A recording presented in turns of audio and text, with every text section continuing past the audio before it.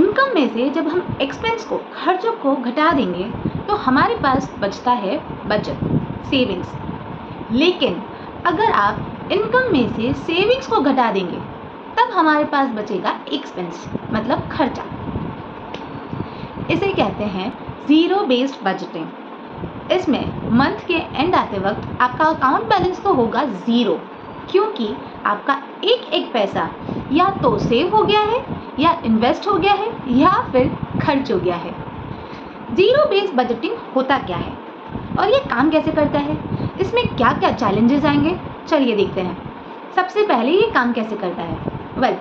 First thing जो आप लोगों को करना होगा वो होगा डिसाइड अपने सेविंग के गोल्स, आपकी इन्वेस्टमेंट प्लानिंग, आपको कहाँ सेव करना है, कहाँ इन्वेस्ट करना है, कितना पैसा इन्वेस्ट करना है, कितना पैसा सेव करना है। सबसे फर्स्ट थिंग आपको अपनी स्किल लिस्ट बनानी है। सेकेंड स्टेप होगा जो बाकी की इनकम बची है उसको कैटेगरीज में डिवाइड करना होगा, जैसे कि रेंट, बिल्स, स्कूल के खर्चे, एक्सेट्रा एक्सेट्रा, जो हमारा नॉर्मल घर का खर्चा निकलता है, राइट। थर्ड रहेगा कि अगर कोई भी अनएक्सपेक्टेड खर्चा आता है तो आपको अपने बचे हुए बजट में से ही मैनेज करना होगा। तो ये हो गया कि ज़ीरो बेस्ड बजटिंग काम कैसे करता है। अब हम देखते हैं कि इसमें चैलेंजेस क्या क्या आएंगे। फर्स्ट जो चैलेंज रहेगा वो होता है डिसिप्लिन।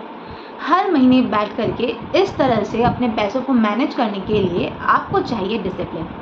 ऐसा नहीं कि एक महीना 2 महीना किया, तीसरे महीना अरे ठीक है ये खर्चा आ गया, इधर पैसे निकल गए, सेविंग और इन्वेस्टमेंट के लिए पैसा नहीं है तो अगले महीने कर लेंगे, नहीं चलेगा।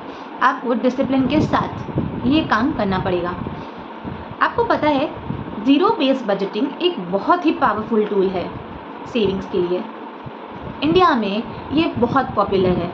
वाई इट्स पावरफुल, क्योंकि सबसे पहले ये हमें जो एक्स्ट्रा जो हमारे खर्चे हो रहे हैं, वेस्टफुल खर्चे, उन्हें आइडेंटिफाई करने में हमारी बहुत हेल्प करता है। सेकेंड, इसमें कोई लीकेज नहीं होता है मनी का, जैसे कि कहीं से पैसा निकल जाना, वो इसमें पॉसिबल नहीं है।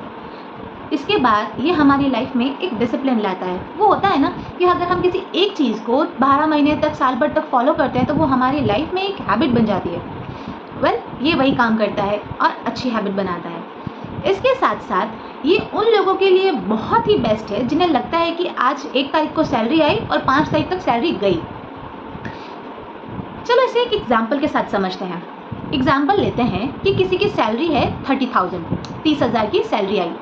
इसके बाद में आपको सबसे पहले इसे सेविंग और इन्वेस्टमेंट के लिए निकाल दिया, चलो 10,000 सेविंग और इन्वेस्टमेंट में चला गया, बचे कितना 20,000।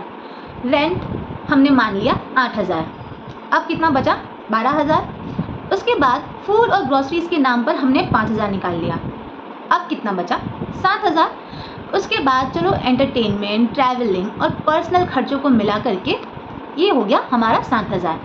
मतलब मंथ के एंड का जो आपका बैलेंस है वो कितना, ज़ीरो, क्योंकि आपका एक एक पैसा या तो सेव हो चुका है, या इन्वेस्ट हो गया है, या फिर खर्चा हो चुका है, वो भी बिना किसी गिल्ट के।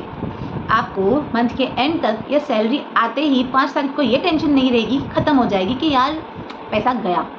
ये है तो काफ़ी टाइम कंज्यूमिंग, शुरुआत में टाइम तो लगेगा, लेकिन ये सिस्टम बहुत ही पावरफुल है क्योंकि ये बहुत ही मैनेजेबल है और प्रैक्टिकल भी है। उनके लिए भी जिनकी सैलरी कम है और उनके लिए भी जिनकी सैलरी ज़्यादा है। इंडिया में तो ये काफ़ी पावरफुल है, जेंसीज स्पेशली इसे काफ़ी प्रेफर करते हैं। और अगर आप चाहें तो आपको यूट्यूब पर इसके बारे में और बहुत सारी इन्फॉर्मेशन मिल जाएगी। कंक्लूजन, ज़ीरो बेस्ड बजटिंग एक बहुत ही पावरफुल टूल है जो आपके पैसों को डायरेक्शन देता है।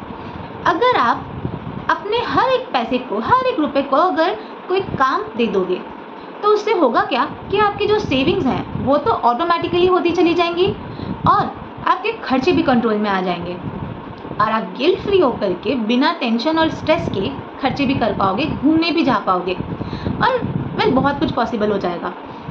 लेकिन ये हर किसी के लिए पॉसिबल है या नहीं, इतना मैनेज कर पाना या फिर इतना प्लानिंग के अकॉर्डिंग चलना, आपको क्या लगता है, क्या आपके लिए ये पॉसिबल है?